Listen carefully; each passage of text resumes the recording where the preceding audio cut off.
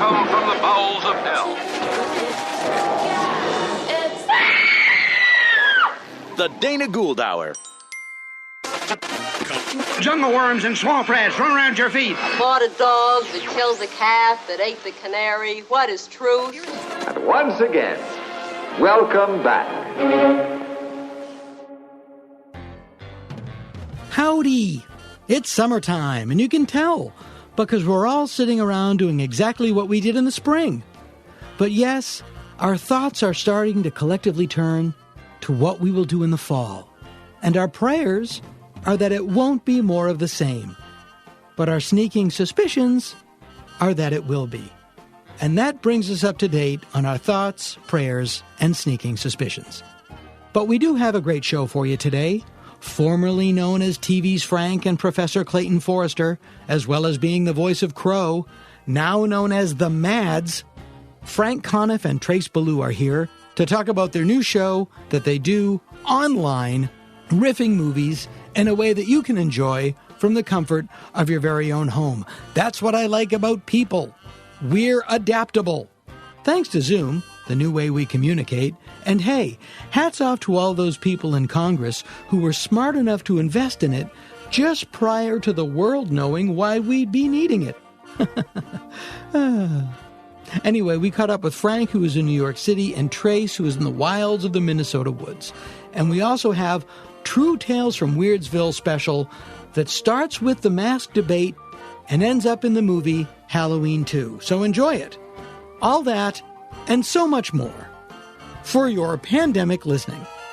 And so, with that, it's on to our filthy business.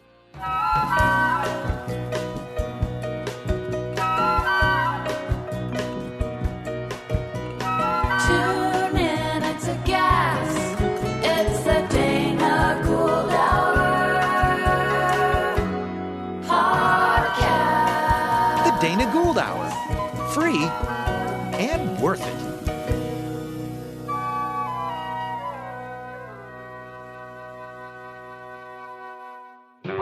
Lastly, before we go, please allow me to say a word about our Patreon feature. We have one. It's simple, and I hope you sign up. $5 a month gets you the title Dana Gould Hour Sky Cadet. And for that, every month, you get a bonus interview segment, you get some video content, etc., etc. This is a special show, and our Patreon reflects that. We don't have graded levels. For $25, I'm not going to come to your house and shampoo your dog. For $5, you're a Sky Cadet, you get some stuff. So go to danagould.com for details. And off we go.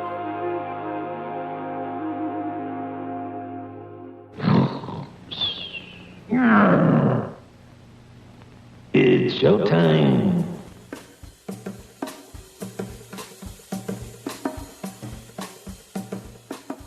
It's an overcast day here at high atop the Mulholland Drive view shelf here in sunny Southern California. It will be sunny in exactly 2.5 hours.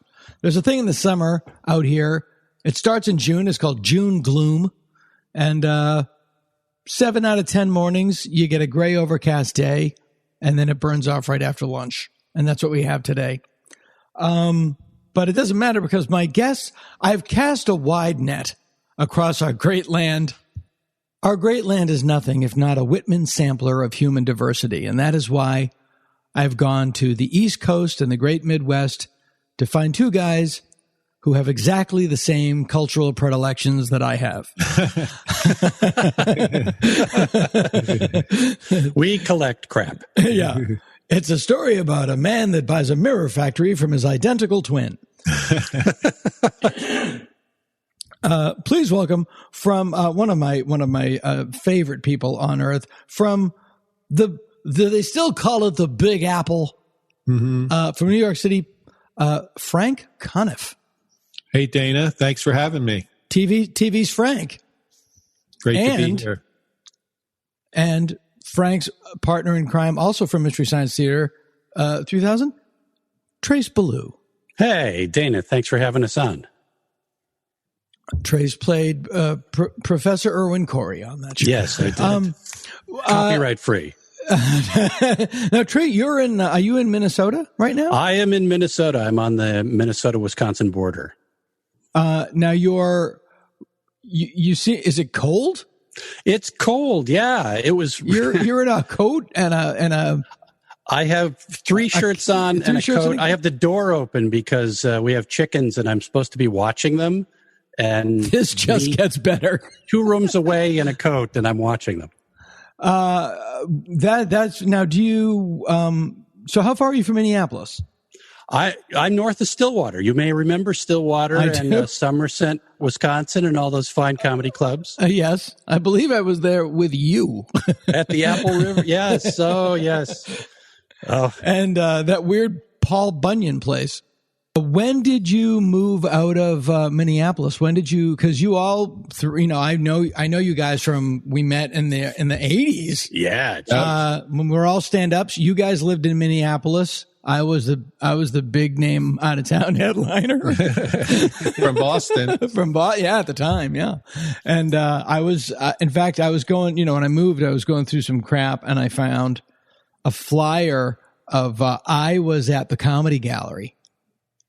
Mm-hmm. And the Belly Laughs, which was the less cool out of town room, right, had Andrew Dice Clay. Ah, that's right. And of those 2 shows, the one I was in was the Andrew Dice Clay show. Were you really? Yes. Yes. I opened for him. What town? That was Belly Laughs in Bloomington. Yeah. You remember in the Chinese restaurant? Belly Laughs was the in the comedy heyday.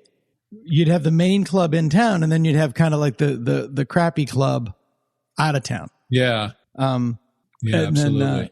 And then you were at the Comedy Gallery in Minneapolis. At the end of the week, you'd get to sit down with the club owner, and he would say, "Do I have to pay you?" I was talking to Bobcat because we did this tour when we're doing it. We did a documentary, kind of road documentary concert movie that we're putting the finishing touches on. Yeah, cool. And it's. I think the working. I don't think this is talking out of turn. The current title is "Everything Is Beautiful." We're currently wrestling with the Ray Stevens estate, but it says like everything is beautiful, and then the first card is February 2020, which is absolutely true. Wow. But you would go out of town and you work the crappier sister club, and when I first met you guys, Andrew Dice Clay was just a scrappy up and comer. Yeah. But he was he a decent guy? He was an okay guy. Yeah. He was very, very low key and, polite. And, but the thing about him that I remember of his act too is, when he was just being, as Dennis Miller described him, the Fonz with Tourette's. When he was just being that, it came off as a cartoonish character, and you could laugh at it. Yes, and it seemed to be a parody that he was aware of. Yes, and when he would, he was unknown then, so there would be all these really nice, nicely dressed couples sitting up front. And he would do crowd rap with them and go into the most explicit sexual questions and it was hilarious. Yeah. But also, back then, he was already heavily into the xenophobia too. Oh, really? Yeah. And the line that was pretty famous when he said, there should be a sign at the border, if you can't speak English, get the fuck out. He was already doing that line back then. So I think if he had just stayed the cartoonish, douchebag character with a self-awareness about it, he would have been fine. And it is funny because and one of the reasons that I wanted that I thought it would be interesting to talk to you. Well, I wanted to talk to you guys because I love you guys, you're my friends. But looking at your feed, and you have you now do shows as the Mads, right?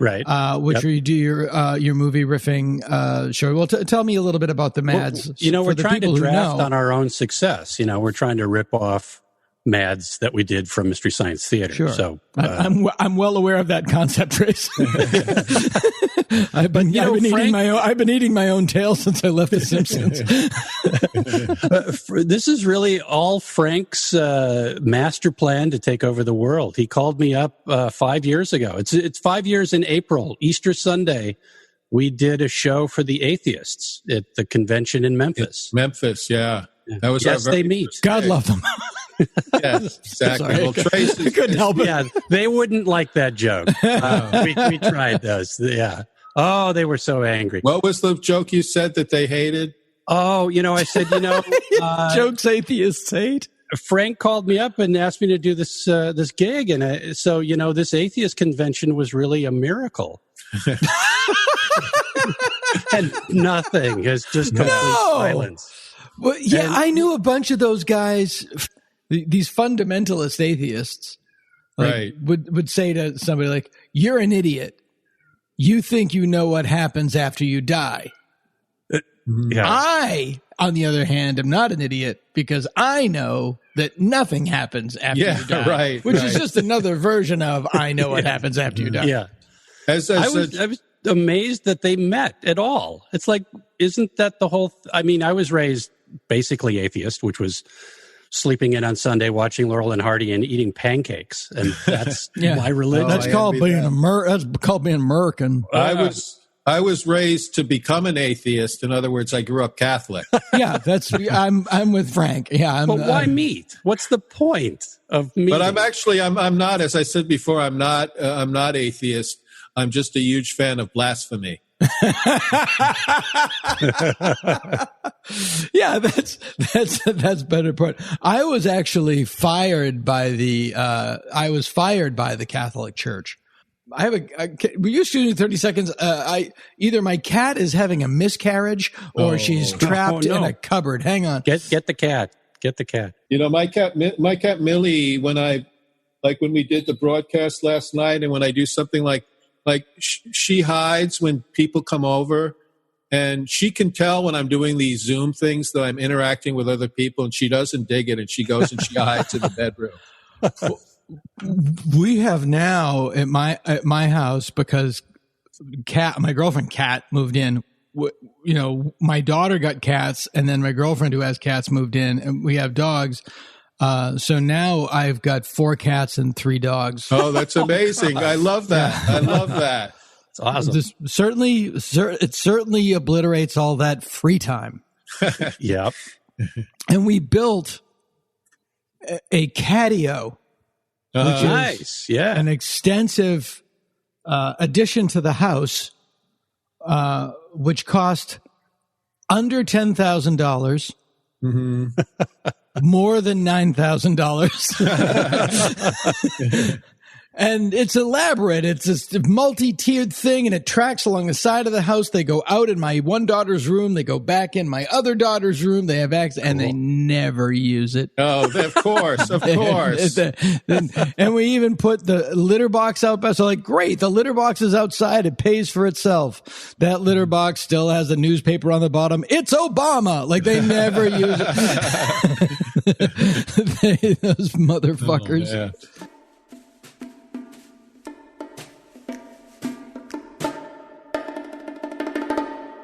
You were talking about the Mads. You're now doing shows on Zoom. Tell me about how you guys have packaged your craft. Well, where can people see you do what you do? Where can people see that voodoo that you do? You do so well. We love doing live shows, and that was our livelihood, was going around to the Alamo Draft Houses all over the country. Tell me about theaters, doing live movie riffs, and we loved it, And but then this whole pandemic thing happened, and it immediately took away, as it has for so many people, their livelihoods. And so we decided to try to do. People had asked us before the whole pandemic happened many times to do something like this. But we always were we just love doing the live shows. But our friend Chris Gershbeck, who's a producer, he figured out for us how to make it happen. And we did it. And we did our first show last night, which was Glen or Glenda, and it went really well. We had a great turnout. And I'm just so grateful that we could make something like this happen, you know? Yeah. And how do people, like, do they follow you on Twitter, on Instagram? How do people become aware of this so they can tune in and watch it? And then I want to talk a lot about Glen or Glenda.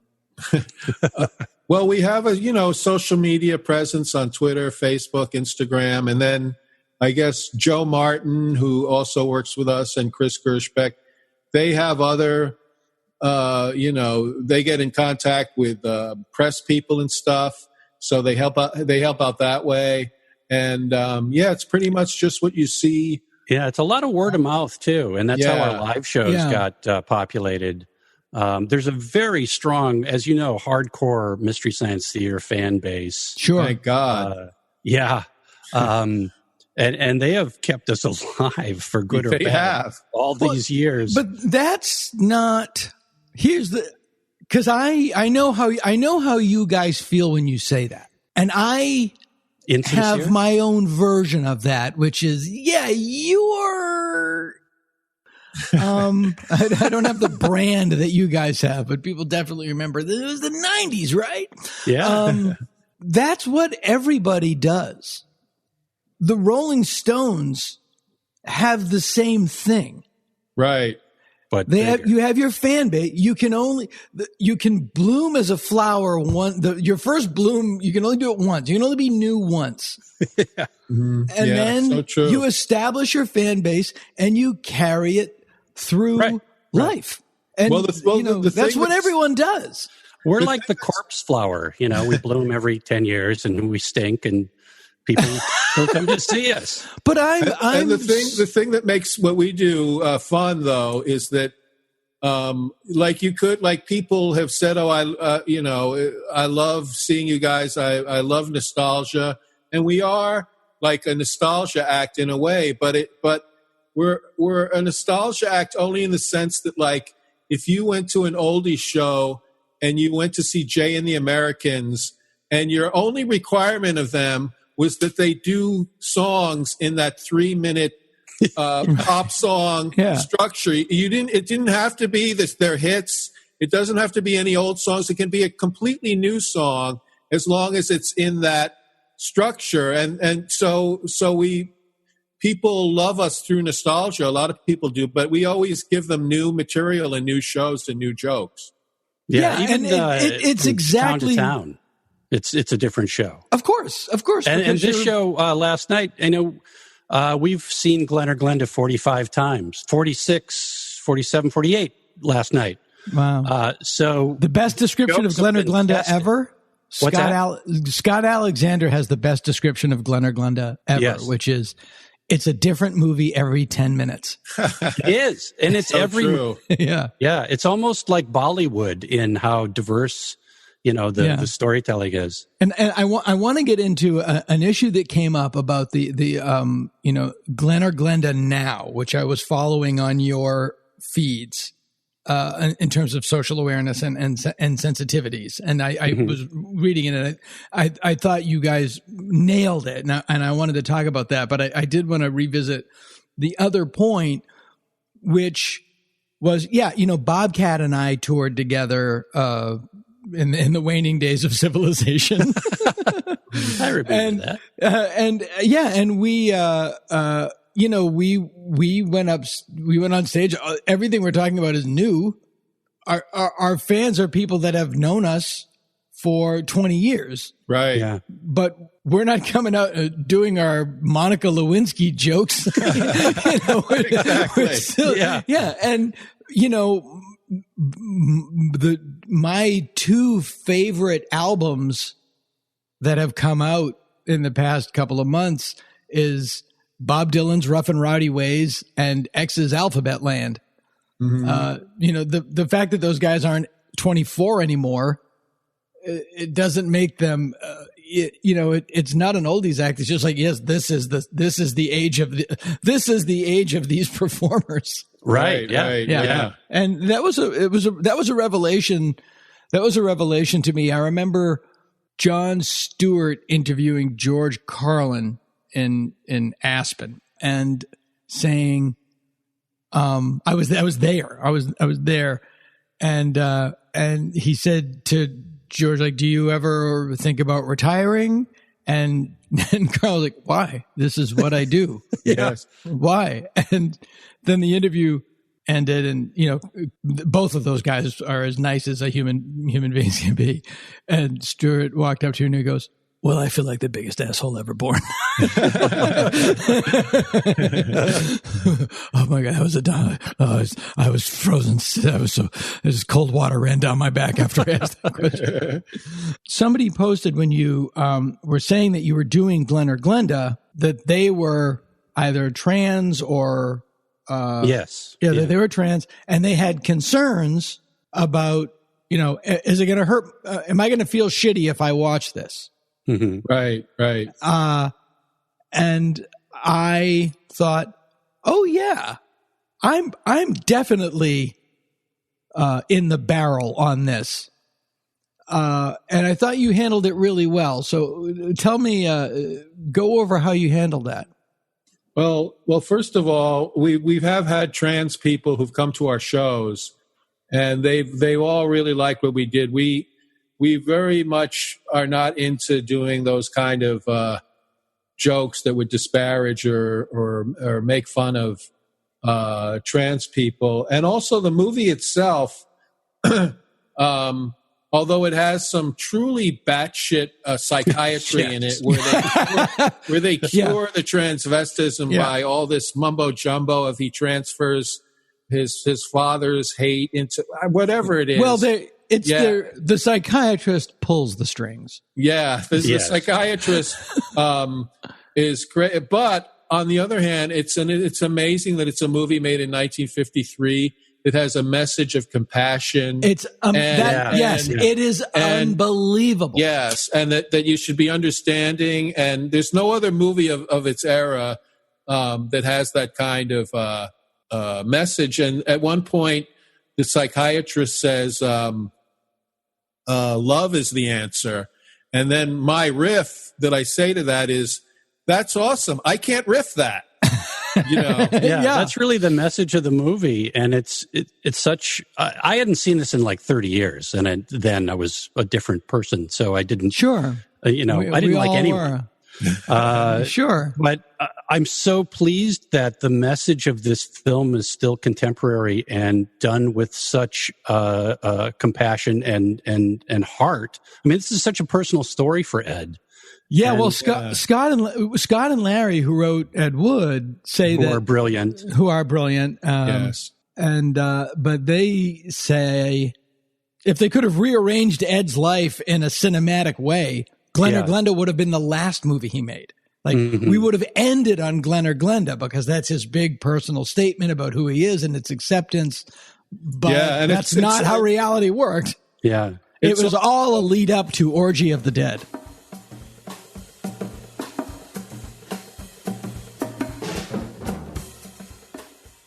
I'm so proud that we've been able to introduce it to audiences who only know it as like, another Plan 9 probably. Right.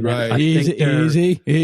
But that same neighborhood, it's a good there are some whorish performers who make a lot of hay off Plan 9. I love Plan 9 too. But they're different things, but it's Glenn not the or same Glenda, kind of personal message. No, Glenn or Glenda, that is the amazing thing about Glenn or Glenda is it is made in 1953 and it is a plea for tolerance. It's mind-boggling. And the conversation that the two workers have over the video of smelting. Yes. but it's great. But another brilliant use of stock footage. He had all of these parts and it's like putting together a collage. It is. And it's sort of Dadaist. It's so avant-garde. It's incredible. And we did the 25th anniversary edition last night, which has like 5 or 10 more minutes of the whipping and the dancing, which we hadn't seen before. We've done 45 that was just shows. to pad it out for a drive-in or something like that. completely unnecessary. I realized when they made those cuts initially that they were correct.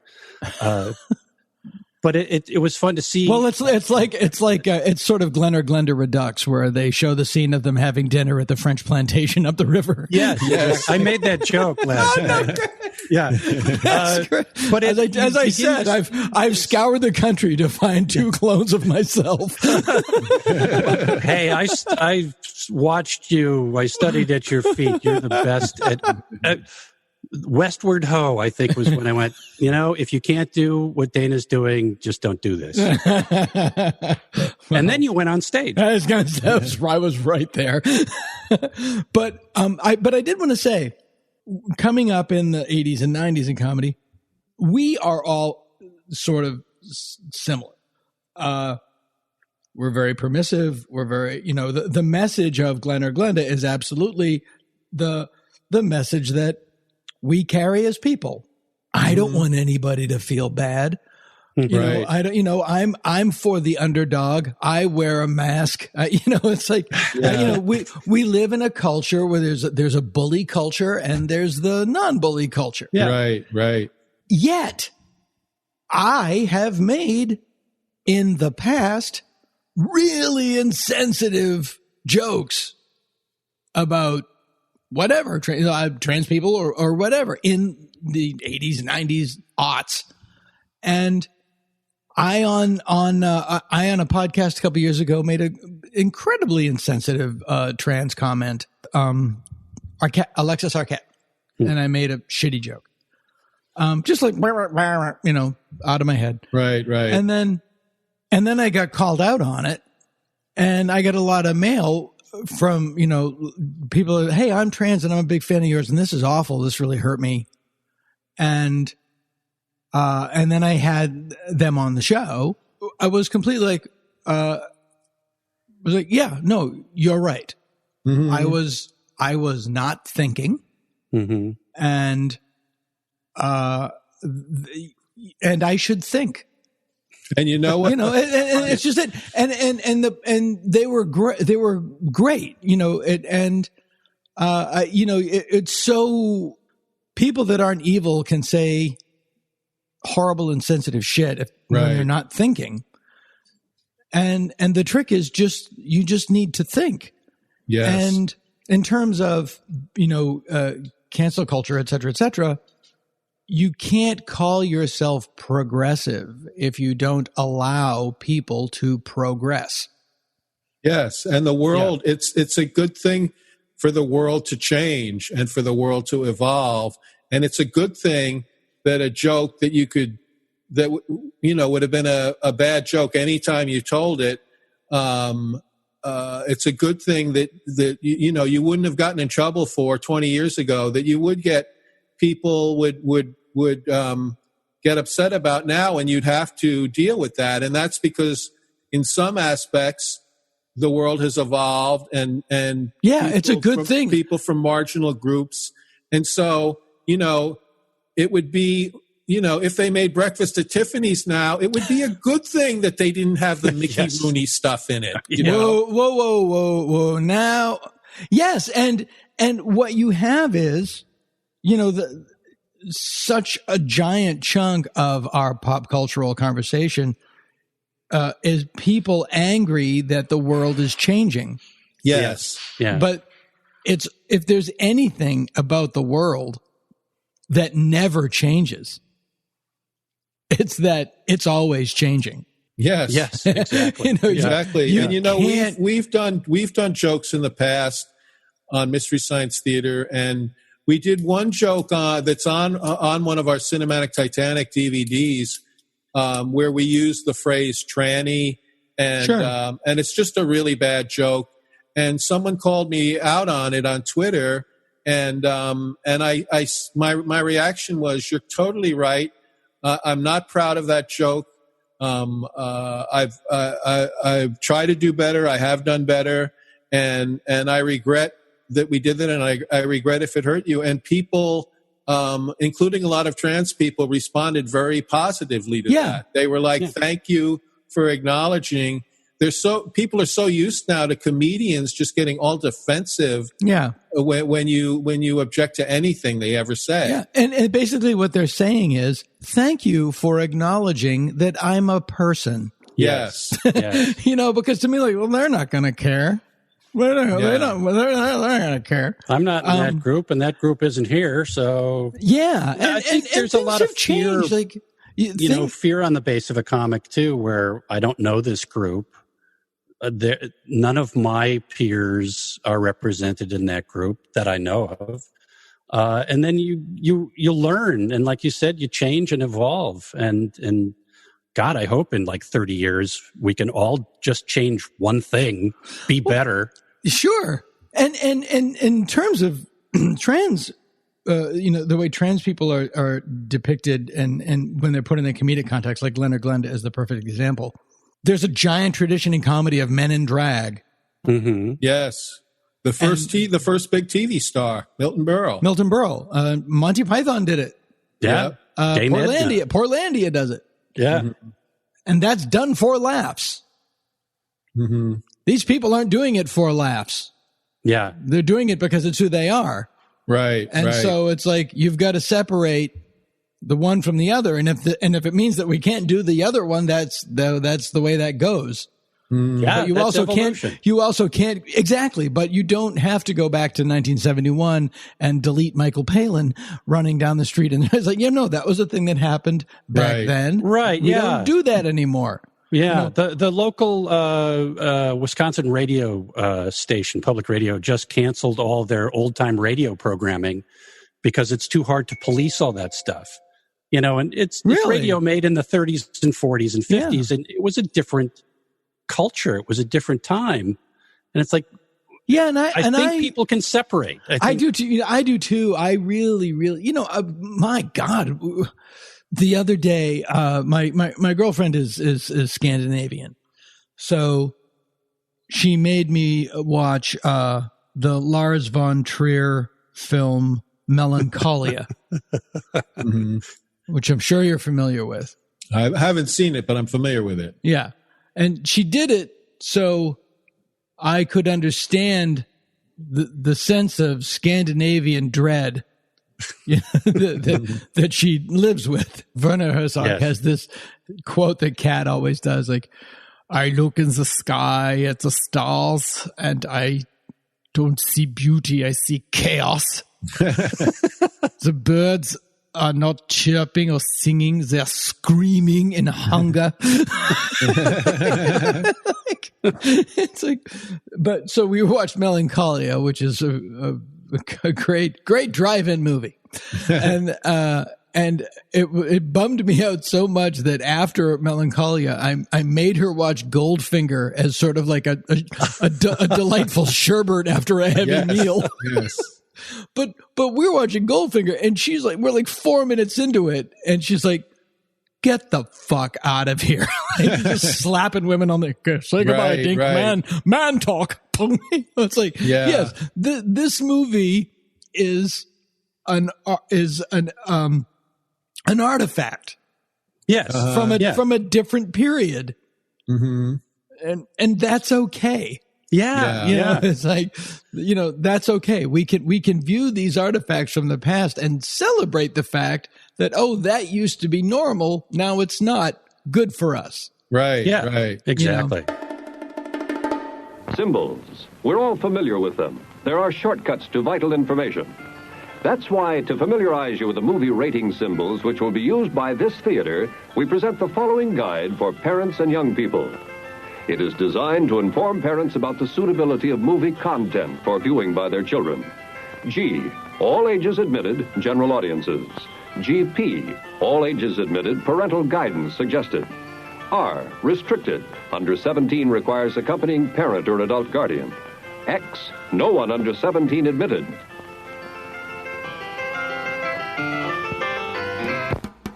They're true tales from Weirdsville. Tales from Weirdsville. And they're true. Can your heart stand the shocking facts? Recently, a Delta aircraft flying from Detroit to Atlanta had to turn around and go back to the gate because 2 of the passengers refused to wear masks. Delta Airlines requires that all passengers during the COVID-19 pandemic wear masks for their own safety and that of the other passengers and the crew. But these 2 people didn't want to wear them. So despite several requests from the flight crew, they refused. So Delta turned the plane around, and the passengers got off, and the plane flew on without them. Congrats, folks! You won! You're douchebags. What is it about surgical masks that sends people into such a panic? Now there are people who say that wearing a surgical mask actually puts you at greater health risk. That's why surgeons wear them when they do surgery. Because they're daredevils. Texas Congressman Louis Gohmert, who looks like the runt in a litter of light bulbs, blamed his contracting COVID-19 on wearing a mask. Now this is a great and grand tradition. The big lie. A lie so big, you can't argue with it. It actually has a historical context. Hitler wrote in Mein Kampf of a lie so colossal that no one could think one would have the impudence to distort the truth so infamously. In other words, Hitler wasn't the greatest writer in the world. A lie so big, you would figure that it had to be true. Who would make up that lie? Louis Gohmert. It's a great technique. If you are a person of intelligence who knows that the sky is blue and the grass is green, and then someone walks up to you with a straight face and says that the sky is green and the grass is blue, you look dumber the minute you start arguing. You meet these people at parties a lot. 9 times out of 10, you know you're in trouble when you hear the word actually. I like the Beatles. Actually, the Beatles are probably the worst band of all time. Now, you may not like the Beatles, Danny Bland, but whether or not the Beatles are good is off the table. One of the masks that we've been seeing a lot of lately in media is that of the plague doctor. A plague doctor appears in a long black trench coat with a creepy mask over his face. It has round glass eye holes and a long bird-like beak that rests beneath a wide-brimmed hat. It looks like a crow going to a Halloween party as the specter of death. Now, this outfit was worn by doctors, quote-unquote, during the bubonic plague. Now, plague doctors weren't real doctors. Supposedly, the spooky outfit in question was invented by a guy named Charles Delorme in 1630. The costume was airtight to avoid the transmission of germs, to the point that the coat, hat, and mask were waxed down. The belief being germs would be less likely to adhere to a slippery surface. The strange bird-like beak of the mask was usually filled with flowers or spices, or even hay, to filter out the smell of death. Just like with birds. No, I'm kidding. Here's a fun sidebar for those of you who don't recall. It was later discovered that the bubonic plague was caused by the transmission of bacteria called Yersinia pestis. Now, this is fascinating, if gross, so I'll keep it brief, and then we'll move on to the fun stuff immediately afterwards. But it is fascinating. Here's what we now know happened regarding the Black Death. There was a severe drought in Asia, and the rats, who normally inhabited the grasslands there, had to migrate away as their food source was dried up. So they moved down into more populated areas to look for food. These rats carried fleas. These fleas carried a bacterium called Yersinia pestis. And there you have the bubonic plague. Anyway, back to the plague doctor, which was not a doctor. Not a good one anyway. The job of the plague doctor usually fell to a second-rate physician who wasn't good enough to sustain a private practice. And so the plague doctor was hired by the local government to, quote, take care of, unquote, plague victims. But their real job was really just to count the plague victims for the census and for demographic purposes. One such plague doctor was Nostradamus. Yep, that Nostradamus. who left the sketchy job of being a fake doctor for the less sketchy job of predicting shit. But even plague doctors, as far back as the 1600s, wore a mask to protect themselves from germs and infection. Assuming we have a Halloween this year, what a ghastly thought, I would expect to see the plague doctor creep its way up the charts as a popular costume. Or, more likely, slutty plague doctor. Beaked mask and a G-string. But I am, slowly, torturously, coming around to my main point. Masks. If masks suck so much, how come we have costume stores that sell masks year-round? How come we have a holiday devoted to wearing masks and costumes? How come even though that holiday is one night a year, it is a year-round business? I will say the obvious. This is not about masks, and it never was. No one is bothered by wearing a mask. It's just another social demarcation line in red versus blue America. You understand wearing a mask or you oppose it. You understand taking a knee or you oppose it. You believe in climate change or you don't. In reality, one's positions are as much about opposing the people who disagree with you than they are about however much you do or do not support any particular subject. But I do want to talk about masks and Halloween, so suck it. Halloween, as you know, has its roots in ancient Celtic pagan times, specifically the festival of Samhain, which means pretty much summer's end, which marked the beginning of harvest season and the darker half of the year. Starting around the 16th century, the tradition of mumming or guising started, which was that people would go from house to house in disguise or in costume. And there they would sing a song or recite a verse, and in exchange, they'd get a little food. Sound familiar? Additionally, they would hollow out a turnip and carve a hideous face into it. Try carving a non-hideous face into a turnip. This formed the dual purpose of providing a light and, supposedly, warding off evil spirits. By the time this tradition had spread to England in the early 20th century, these hollowed-out turnips became known as jack-o'-lanterns. But Halloween did not swoop into America with great ease. In the 17th and 18th centuries, the Puritans in New England opposed many holidays, in and out of the established church. This wide net covered both resistance to Halloween and Christmas. How fun it must have been to be a Puritan kid in New England. But in the 19th century, with massive immigrant populations coming in from Ireland and Scotland, the holiday finally caught on. But even then, still, it remained sequestered in those immigrant communities. It wasn't until the first decade of the 20th century that Halloween became a holiday that was widely celebrated by all classes of people in the United States from coast to coast. Speaking of the first decade of the 20th century, in 1906, Ben Cooper was born on the Lower East Side of New York. Ben Cooper became a costume designer for Broadway shows. He also costumed the performers at the famous Cotton Club. But with the Great Depression, Broadway shows took a hit, and with Halloween becoming more and more popular, Cooper decided to make simple, affordable Halloween costumes for kids. This was the first kids' costume design, with a plastic face mask held by a rubber band and what basically amounted to an apron with a silk-screened image on it.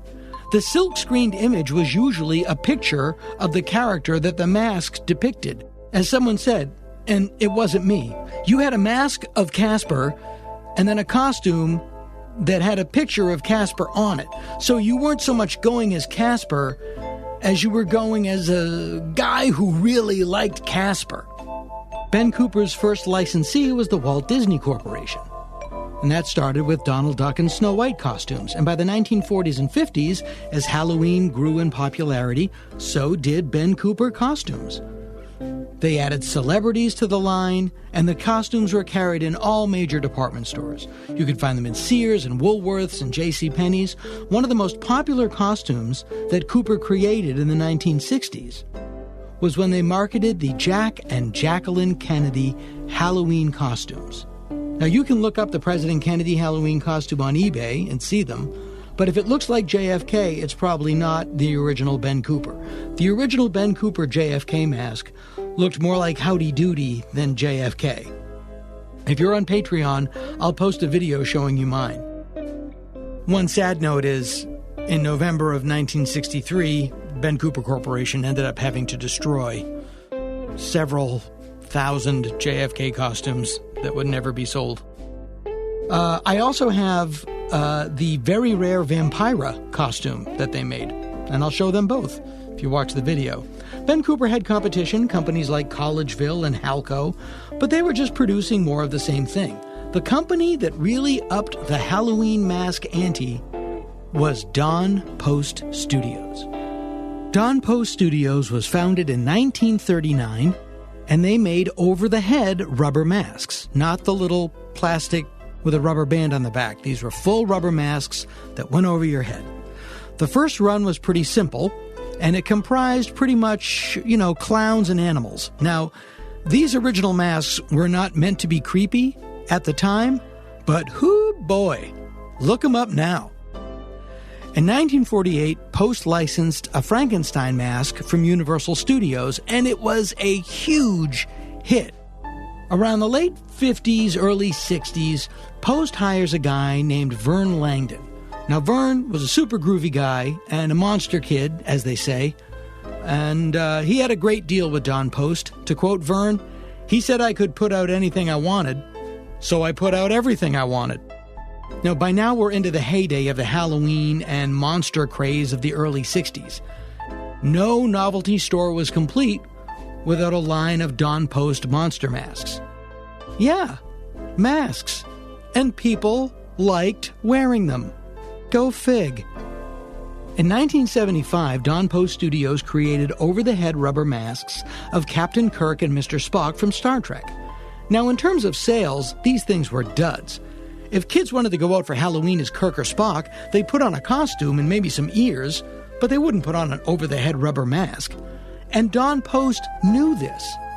But they wanted to make masks of the Star Trek aliens, like the Gorn, the Salt Vampire, the Mugatu. And Paramount said, well, you can have the rights to those, but you also have to make Kirk and Spock. All right. So, knowing that they would sit on the shelf, Don Post Studios made them. And if you want to see what the Don Post Studios Captain Kirk mask looked like, watch John Carpenter's 1978 Halloween. And that is the mask that Michael Myers is wearing in the film. So Halloween comes out, and it's a huge hit. And then Halloween 2 comes out, and it's also a huge hit. Now, Don Post wants to release a Michael Myers mask. You would think, re-release the Captain Kirk mask. They can't. The licensing has expired, and Paramount won't renew it. So Don Post has to hire a sculptor to sculpt a mask that is similar, but not too similar, to their Captain Kirk mask from a couple years ago to sell as a Michael Myers mask who was wearing their Captain Kirk mask. This mask becomes known as The Mask and sold consistently up until Don Post Studios closed their doors in 2012. The best-selling mask in Don Post's history? The Tor Johnson mask. Now, this mask depicts Tor as Inspector Clay from Plan 9 from Outer Space. But you can also wear it if you're going as Tor as Lobo from Bride of the Monster, or as Joe Jaworski in The Beast from Yucca Flats. But you know this. Fun fact. Don Post Studios almost went out of business in the mid-1980s. How? You may recall the Tylenol scare. In September and October of 1982, several people died from taking Tylenol that had been laced with cyanide and put back on the store shelves. The people who did it were never caught, and the timing, October in 1982, slammed the brakes on that year's Halloween celebration. And in case you didn't realize it, that is the reason why today, when you buy aspirin, it comes sealed in foil. The Tylenol scare put a massive dent in Halloween celebrations in the early 1980s, and it took culture a couple of years to absorb this and move on. Additionally, the AIDS crisis led to a dramatic increase in demand for condoms and gloves, which led to a shortage in latex, of all things. And companies like Don Post Studios, still reeling from the Tylenol scare, had to struggle to recover. But they did recover. Thanks, of course, their best-selling Freddy Krueger mask, which came out in the mid-'80s and saved the company. Oh, Freddy, you bastard son of 1,000 maniacs, you. As I said, if you're on our Patreon, I'll be posting some video of my own Don Post memorabilia. If you're not, why not join? Go to danagould.com and sign up. $5 a month gets you the title Dana Gould Hour Sky Cadet. And you get some junk. This is a special podcast for the special people that are especially awesome. And so we have a special Patreon. I don't have multiple tiers and levels. If you give me $73.27 a month, I'm not going to come to your house and wash your dog. $5. It gets you some junk. Go to danagould.com and go nuts.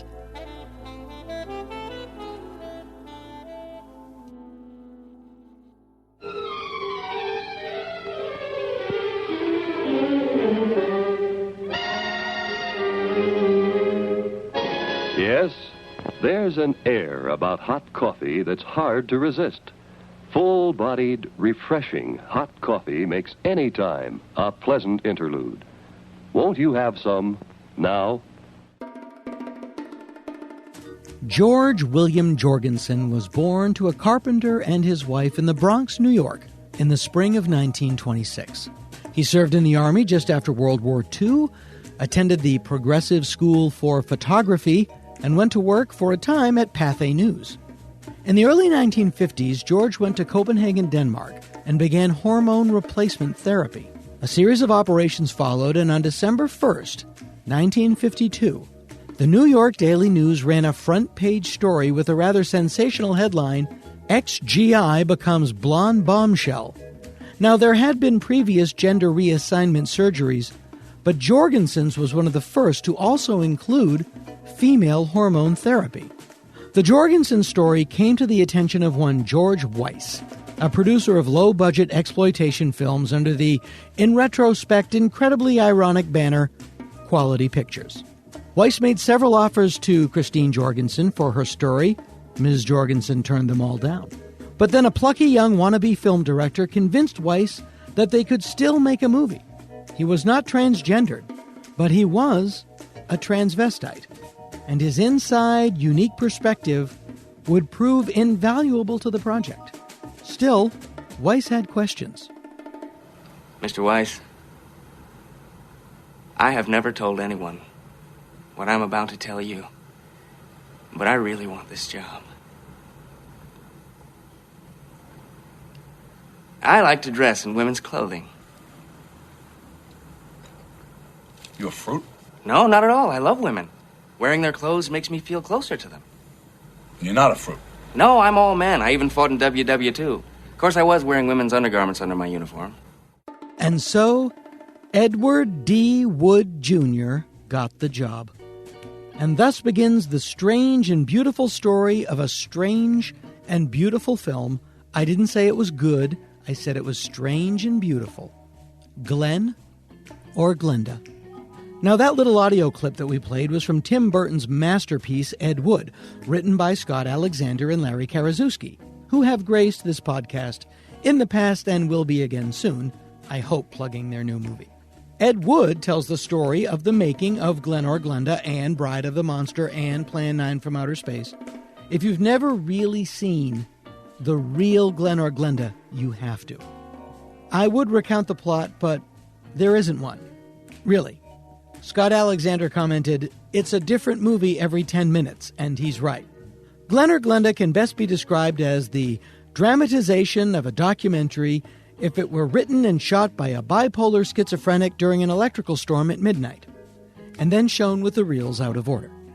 The film begins with a declaration. This is a picture of stark realism, taking no sides, but giving you the facts. The facts as they are today. You are society. Judge ye not. And then we cut to, well, I guess it's God. If your view of God is an aging Bela Lugosi sitting in a chair with a blanket over it.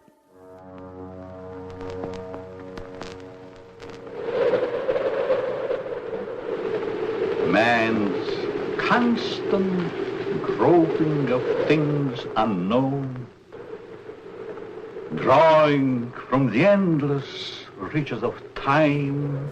Now, if you boil those lines down, it really comes to, over time, there's stuff.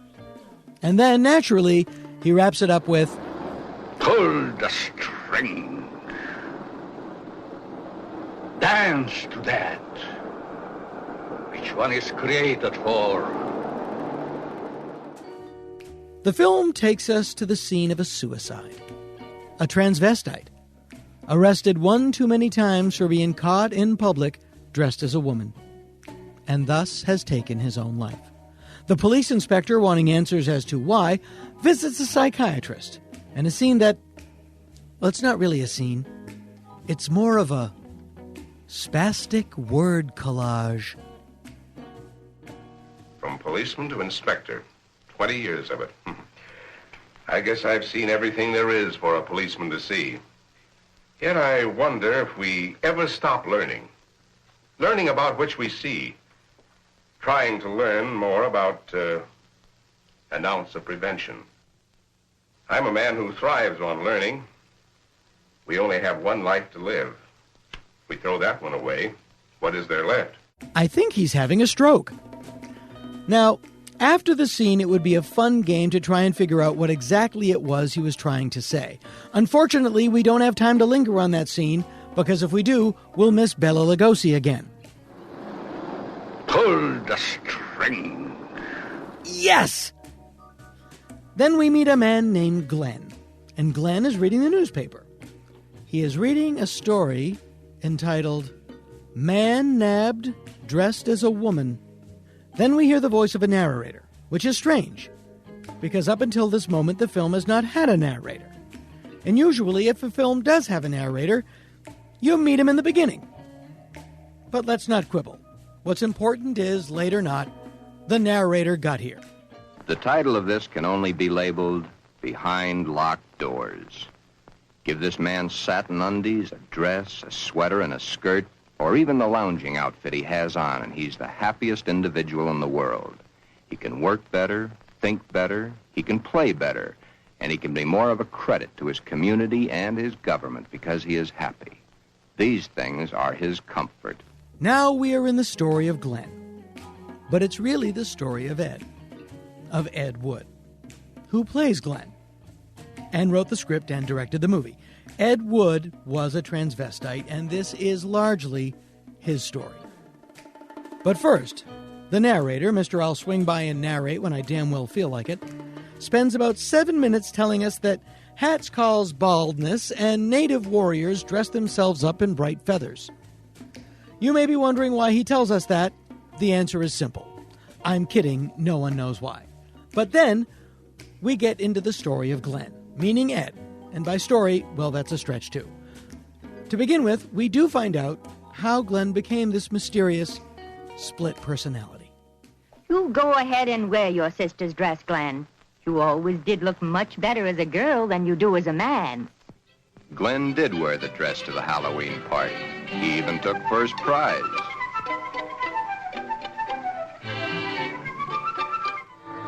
Then one day, it wasn't Halloween any longer. But Glenn grew up and has finally met the woman he wants to marry, Barbara. But there's a problem. She doesn't know about Glenda. Will he tell her? Or will he continue to live a secret life in shame? As a filmmaker, Ed Wood knew that at this point in the story, there was only one thing to do. Cut to stock footage of a buffalo stampede. And after that, eventually, Glenn comes clean. And Barbara, after some soul-searching, accepts him for who he is. I love Glenn. I'll do everything I can to make him happy. and they all lived... What of the others? I'm sorry? Less fortunate Glens. Well, I know, but the movie is... The end is only the beginning. You mean there's more? Yes! Now we're going to meet Alan. And if Glenn is really the thinly veiled story of Ed Wood, then Alan is the thinly veiled story of Christine Jorgensen. Now, obviously, Glenn or Glenda as a film is a train wreck. A charming train wreck, but a train wreck. It would be a complete waste of time were it not for its message, which is stated quite simply at the start of the film. Judge ye not. Glenn or Glenda is a plea for tolerance. There's no doubt about it. It's the very naked story of a man saying, look, I have this thing I do. I enjoy it. It doesn't hurt anybody, and I'd like you to accept me. And for 1953, that was pretty ballsy stuff. There's one little piece in the film. The film has a ton of just crazy stock footage sequences with voiceovers to pad out the time. But one such segment over footage of what appears to be an iron smelting facility allows us to eavesdrop on Jack and Joe, two regular working stiffs, and they discuss this rather perplexing issue of gender transformation. Say, did you read about the guy that aims to a girl? Says he was perfectly normal, too. How can a guy be normal and go and do a thing like that to himself? All the same, it must take a lot of guts to pull a stunt like that. That's a problem I don't ever intend to face. Maybe it's a problem we should all face. I don't get you. Just think of the unhappy life. The miserable time this world of ours must have given that poor guy. I still don't get you. Now, here is a guy who wanted to be a girl. Supposing there had been no way to change... You sound as if you're really head up on this thing. I guess I am. Do you realize what would happen if every man in the country that wanted to wear women's clothes or felt like a woman went to their doctors and wanted to change? Of course. That's why I say perhaps society should be a little bit more lenient with them. Maybe society should try to understand them as human beings. Yeah. What is wrong with that? Especially when you consider that this was 1953. Glenn or Glenda, it's clumsy, it's inept, but it's got Bela Lugosi in a chair with a blanket over it, and it has a heart as big as the Ritz. Pull the string.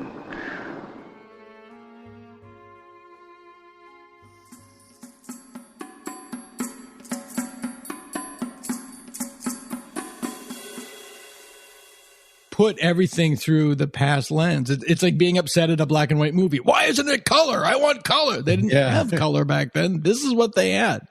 Yeah.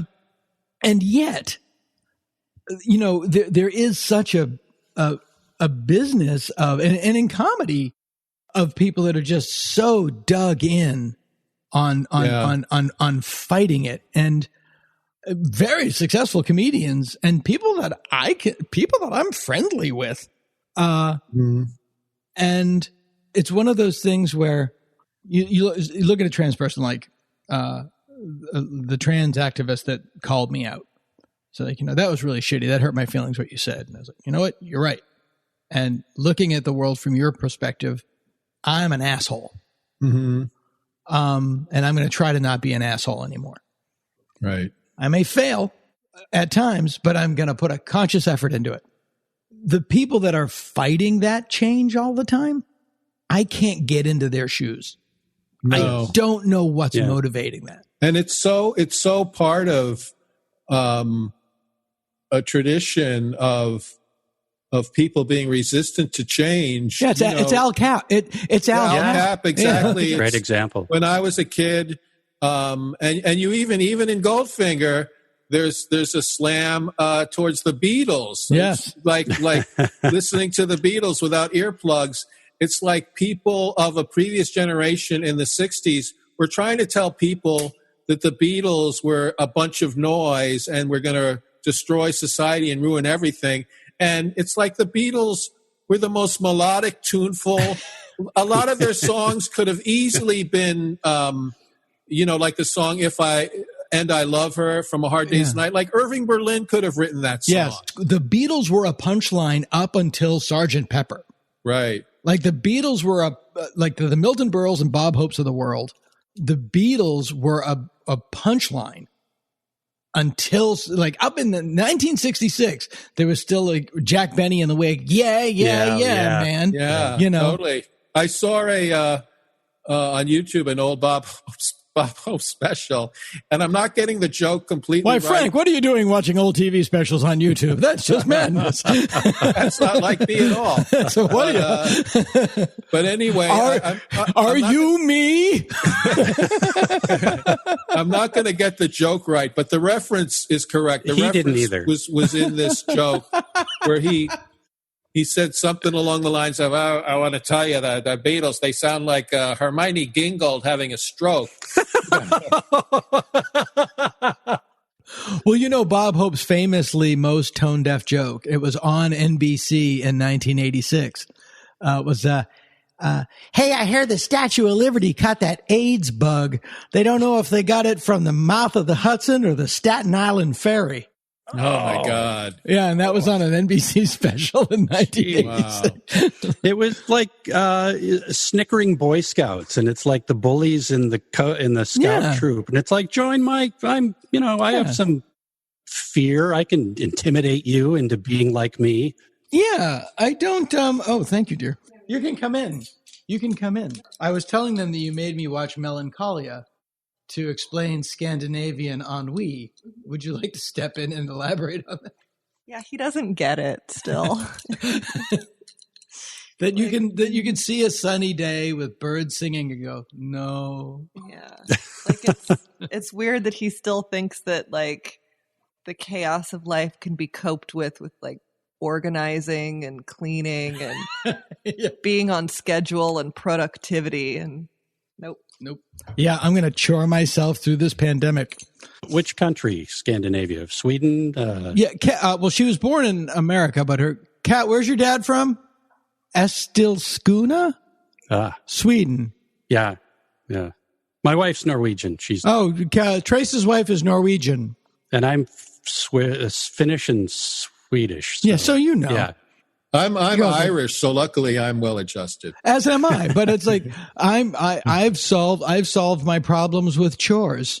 Mm-hmm. You know, I've loaded myself up with a daily legal pad length to-do list, so I don't have to feel shit. Right. And so far it works.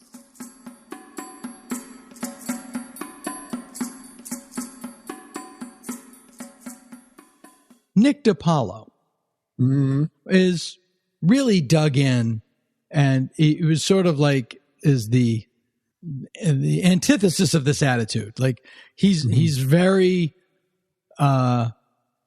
strongly a strong advocate of that sort of Trumpian, you know, things are better this way, and we need to go back to that. Right. And I don't know how much of that is a professional affect or how much he really feels. Mm-hmm. But I know Nick from Boston. Right. And as a guy, I really like Nick. Yeah. You know, when I see Nick, I'm like, hey, Nick, how you doing? Like, I'm friends with Adam Carolla. We're friends. Right. You know, I do his show. We don't talk about these things at all. Right. Because we know we don't agree, in the same way that I don't talk to every brother I have about it. Right. Yeah. And my dad. Mm-hmm. But I can't remove those people from my life. Yeah. You know, and I get a lot of grief for that I've gone on Adam's show from progressives that like if you go on this show, you're part of the problem. Like, yeah, sorry, I can separate it. And, you know, if, maybe it's wrong that I like these people as people. I don't agree with them politically, but in the world that I think that's how it should kind of be. I mean, isn't that too? You're bringing your sensibility into their world too, so you're kind of infiltrating and presenting a view, that their audience isn't going to get from them. Yeah, I mean, if somebody says like, lock them all up, I don't care. Like, yeah, if you're actively supporting evil, yeah, then yeah, that's an issue. But if you're just like, I don't like this, well, fine, I do. I deal with the problem of going on shows that people might object to. My way of handling that is just being really unpopular so nobody books me on. And I've gone the Scandinavian way. I just don't talk to anyone. Yeah, talk to Frank, I talk to you. That's it. Yeah. I remember listening. One, it's really funny. Werner Herzog. I was on The Simpsons recently as a reference, and it was from Werner Herzog talking about. Oh, really? Yeah, there was somebody. It was like a camp. It was like some relaxation camp, and it goes, there are many activities, badminton, the endless braiding of hair, listening to Dana Gould's podcast. But I remember listening to Werner Herzog on Fresh Air with Terry Gross, and he was promoting Grizzly Man, and he goes, grizzly bears sleep for most of the year. They dream. I'm like, you don't know that. You are talking out your ass, Werner Herzog. And then I just imagine like the weird, like 5,000 Figures of Dr. T, just a chorus line of picnic baskets. What does a bear dream of? Mauling occasionally. Occasional mauling. Yeah, but I do find that interesting, and it is a strange, we are, and I always thought like, boy, if there was one year that I could relive, I would love to relive 1968. I was 4 at the time, so I didn't really get the full gist. But my friend used to say, if the world didn't end in 1968, it's not going to end now because everything was pulled at the seams. And this is 1968. Yeah. Yeah. This is maybe worse without the assassinations. It's the future version. More death, but fewer assassinations. Yeah. This is the 60s. Yeah. It's going on right now. In terms of everything. Assassination by mass death. We'll eventually get the person we need to get, but it's going to take a while. Yeah. The population. Yes. But I also feel that there's a karmic hand at work. That's the thing, is like, I'm also I'm not an atheist. I'm agnostic in the sense, like I am fully committed and will die on the rock of my fervent belief that whatever it is, I don't know it. Exactly. Yeah. It could be something, and it could, as I used to say, like, my dog cannot conceive of my computer, but they can both be in the same room. Right. So, and now my dog is a computer. But it does seem like our culture did this really stupid thing. And said, like, yeah, let's have somebody shake things up. Exactly. Let's have we got cocky. Let's let the monkey drive the bus. Yeah. It's full of kids and we're on a mountain. Let the chimp do it. Yeah. There's a video on YouTube where some guys give a machine gun to a chimpanzee. If you haven't seen it, look it up. Yeah. And that's what we have. Yeah. And it also, it really, like, if you read, like, in 100 years, looking back in the history of this, you can see the karma happen in real time. Like, oh yeah? Well, what if this happens? Yeah. It's literally it's like we were not capable of making the correct decision on our own, so nature stepped in to help. Yeah. Nature, or as I like to call it, corporate media. Yeah. Came in and said, you know what, in 2016, there's a candidate running that has some corruption we should really be worried about. And that person, according to them, was Hillary Clinton. Yeah. Yeah. Well, they were close. Missed it by a whole person, but it was, there's a documentary about Hillary Clinton. Did you see it? It was just on. Oh, I think I haven't seen it yet. It's very interesting because it is like again, like looking at the macro thing, like watching the documentary of Hillary Clinton. It was like watching the documentary of John McCain. It's just like you just hit the wrong end of the history tide. Right. And like there's just something about that Trump thing. You could just feel it. And what it really was there's two things people did not take into account. The negatives that 3 decades of constant right-wing demonizing will do. Yes. To a woman that would not apologize for being a woman. Yeah, and exerting her rights, and just literally people like wanting to shake it up, and the anger that a lot of people had because we had the audacity to elect Barack Obama. Like exactly. That we really underestimated how many people did not appreciate that. No, it's frightening. And now they've had their way, and it worked out great. Yes, I'm just worried about what would happen if Trump was president when a real crisis came along. But there's a line in it's like and I don't argue with people that much on Twitter because it's pointless. It's like, but there's a line in broadcast news where the guy says to Holly Hunter, he goes, "Must be nice always knowing you're the smartest person in the room." And she goes, "No, it's awful." Such a great line. Yeah. And in terms of this particular one, in terms of like Trump versus anyone but Trump, when people are like, must be nice to be right all the time. Like, no, it's not.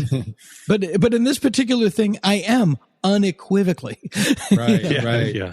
And well, and I do think it says something about this country that, literally his ineptitude will kill hundreds of thousands of people. Yes. And it already has. And it'll be 50.5 to 49.5. Right. It'll still be an onion skin. The political operatives who helped him and who enabled this to happen and are complicit in it, they will all be punished with lucrative jobs on CNN and Yes. MSNBC. Yeah, especially CNN, yeah. Yeah.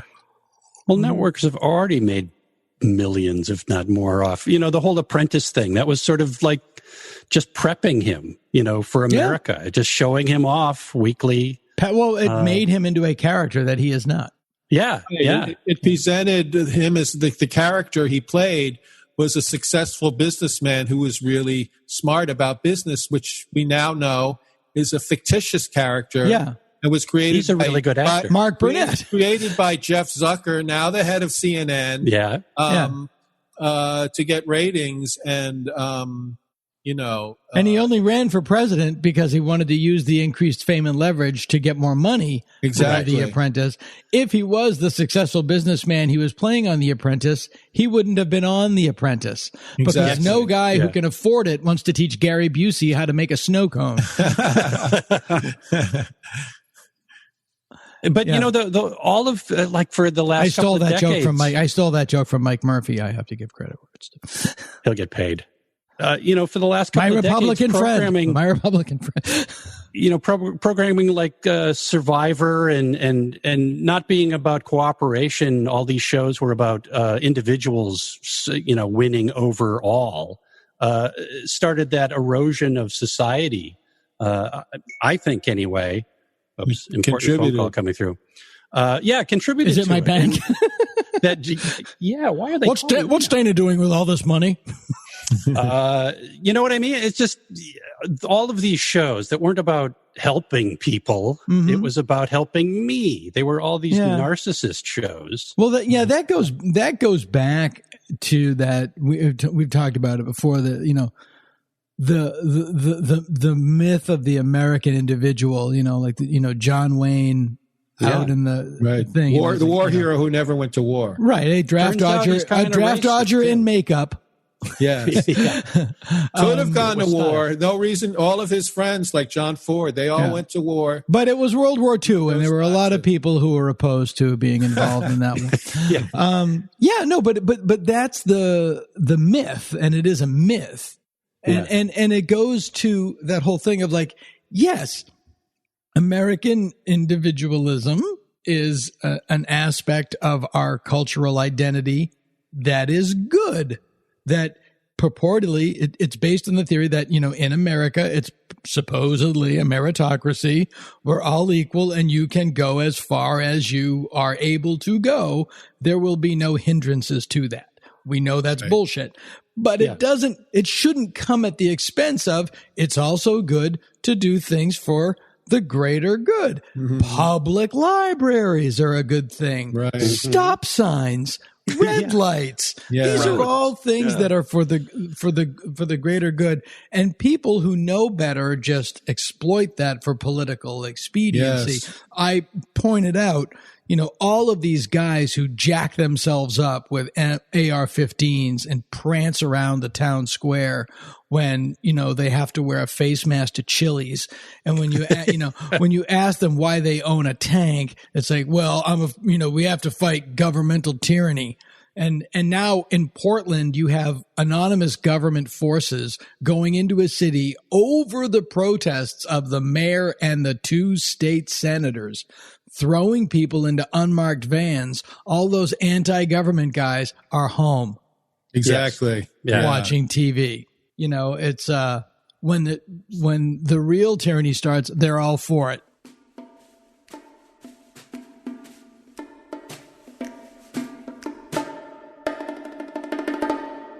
It's all a pose. It's all a very easily revealed posture. To me, the brave position is to be really open and progressive. Like that, if you're looking for macho strength, what's stronger than the ability to stand up and go, hey, I might have been wrong about a lot of shit. Yeah, exactly. Well, I think a lot of these attitudes started in the Reagan era, and have continued to this day. As far as libraries and public works and stuff, like one of our most successful socialist presidents was Dwight D. Eisenhower, who built the highway system, built the middle class.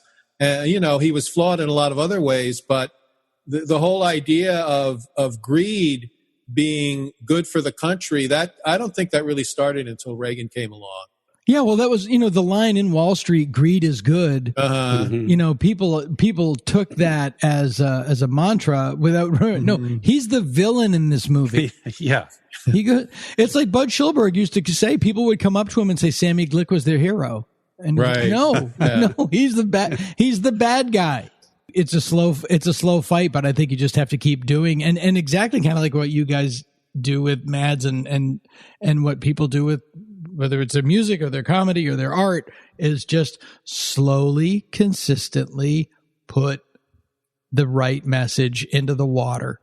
Right. And exactly. People don't understand how much Will and Grace did for gay rights in this country. Mm-hmm. Not gay, just like people, the what that show did to undemonize middle America's view of gay people. Yes. And the arts and entertainment, they lead the way on progressive issues. They're, you'll hear more about LGBT rights and progressive rights from plays and movies and books and songs. You'll hear all of that in that before you'll hear it from politicians. Sure. It takes the politicians a while to catch up with it.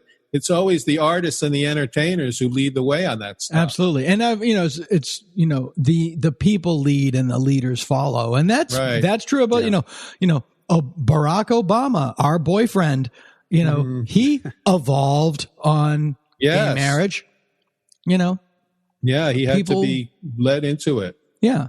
And I don't know if he was always for it, but wanted to get elected, or if he really didn't know how he felt about it.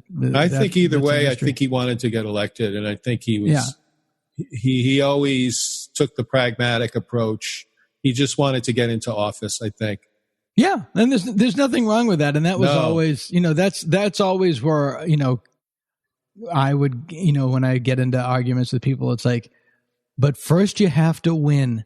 Exactly. Exactly. But first you have to win. But this is not what I was wanting to talk about. I really wanted to get into. I was really excited to get into Dracula versus Frankenstein and Satan's sadists today, but we didn't get to it. But no, I mean, we'll see what happens. This is, a lot of this tumult is very good, because it's this stuff is.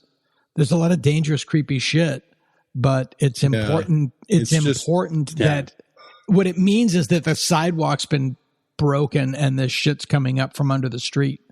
Yeah. We got to deal with it, Yeah. And it's healthy for everyone to do that.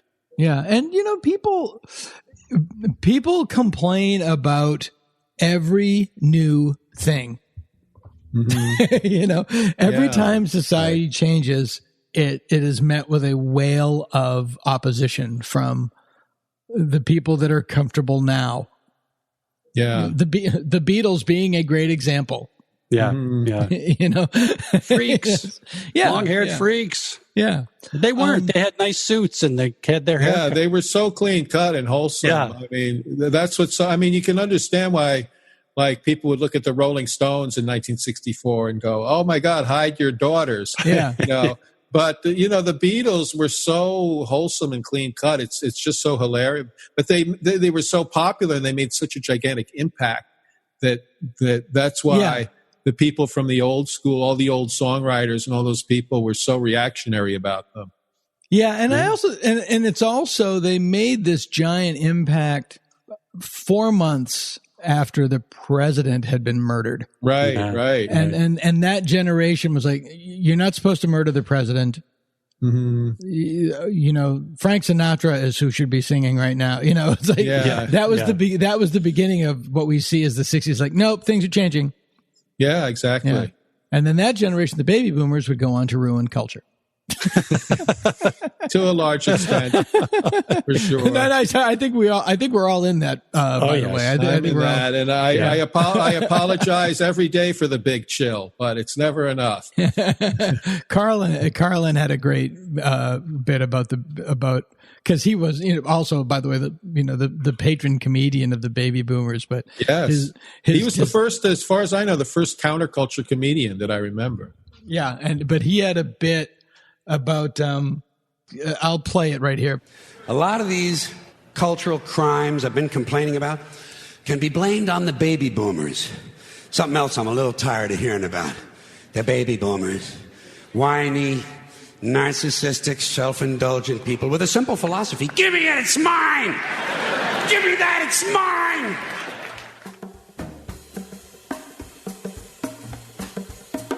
Well, what is the next mad show? It's curious to see if when this all goes away, or as my daughter would say, goes to way, if there'll ever be a face-to-face podcast again. If there's one good thing that came out of this pandemic, it's like, I can do your fucking podcast from my house. Yeah, I know. I used to say to people, and it came off as a joke. But it wasn't really a joke. I used to say the only time I go to someone's house is to do their podcast. Yeah, But we're going to do another. Trace and I are going to do another live streaming show on August 18th. A movie I know that you're familiar with, Dana, The Tingler. Oh, with Vincent Price. He's in this theater. Yes. Who knows if we'll ever go back? Nobody knows if we'll be in theaters again, if there will be theaters. So this is the best way to catch us. And how does one see you? So just if I'm listening to this, I want to make sure that I'm there at that show. I'm actually gonna watch that. Only if you use the color scene, the hand in the tub. Oh, absolutely. It's The Tingler, if you don't know it, is a movie about Vincent Price taking LSD. If that doesn't whet your appetite, exactly, I don't know why you're listening to this podcast. He got so high on LSD, he saw Jackie Gleason tripping on LSD in Skidoo. How do you know? He got so high on LSD, he thought the best artwork was available at Sears.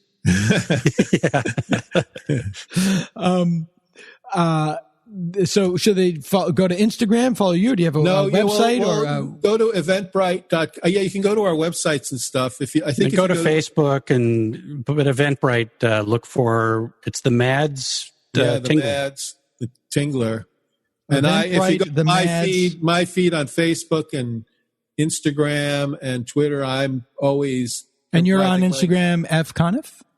Yes. Or Frank Conniff. F Conniff on Instagram and Frank Conniff on the other sites. Right. And Trace, I'm not really on the web much. Yeah. I lurk, I look, but I rarely post. Yeah. Except today, someone posted, my friend Joyce Chin posted the Japanese version of The Unforgiven, which I need to go watch now. Oh, my God. Yeah, let that sink in. Japanese, 2014, I think it came out. But the trailer, I just saw it on Facebook, and it's like, what? It looks fantastic.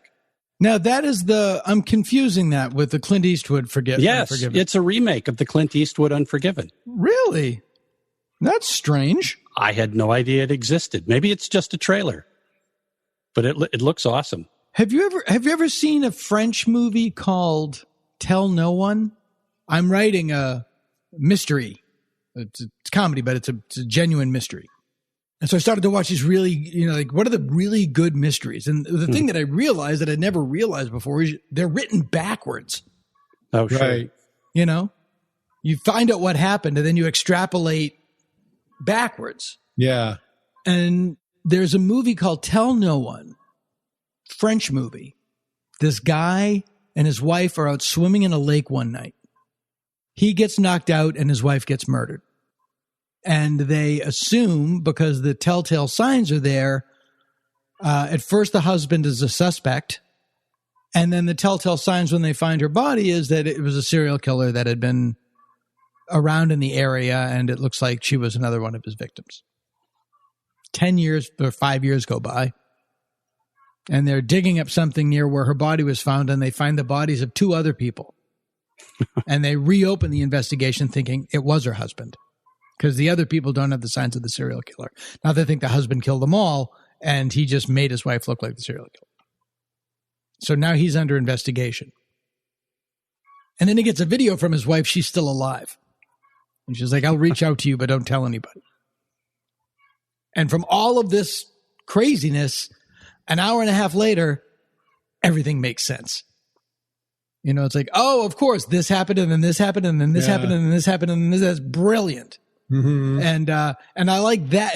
That's my favorite kind of thing. Instead of like the David Lynch version of that, is you set that mystery up and then never mind, look at that balloon. It's you see these movies and they're just amazing. It's like, why isn't this the biggest? What year was that? Early aughts. Okay, I'm gonna check it. I'm gonna look. Yeah, for Tell it, No One. sure. It's French. It is French. But it's really great. Well, anyway, I'm going to go to Eventbrite.com. The Mads. Yep. For the Tingler. Mm-hmm. It is in this theater. People should know. They can follow Frank Conniff on Instagram and Facebook, and wherever you guys are doing your shows. Trace Beaulieu will not be far behind. Yes, I don't go on the social. I'm not a social person. I'm glad I could have dragged you out into the light. Other podcasts reach for the sky, Dana Goldbound. We barely try.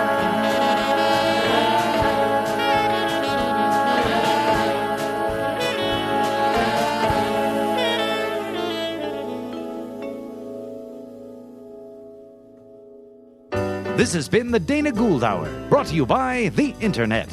Music by Andy Paley, with Jake Posner behind the board. Produced by Jeff Fox. Graphic design and web production by Spencer Hunt and Segan Friend. Sound editing and post-production by Jalinda Palmer and Joe Napolitano. Hey, if you like the show, why don't you drop us a line at show@danagould.com. Tom Kenny speaking. I'm a DJ, I'm a DJ, I'm a person, I'm a person, I'm a singer, I love to sing and DJ. Boom! Peace out, peace out. You want me? Peace out. Boom.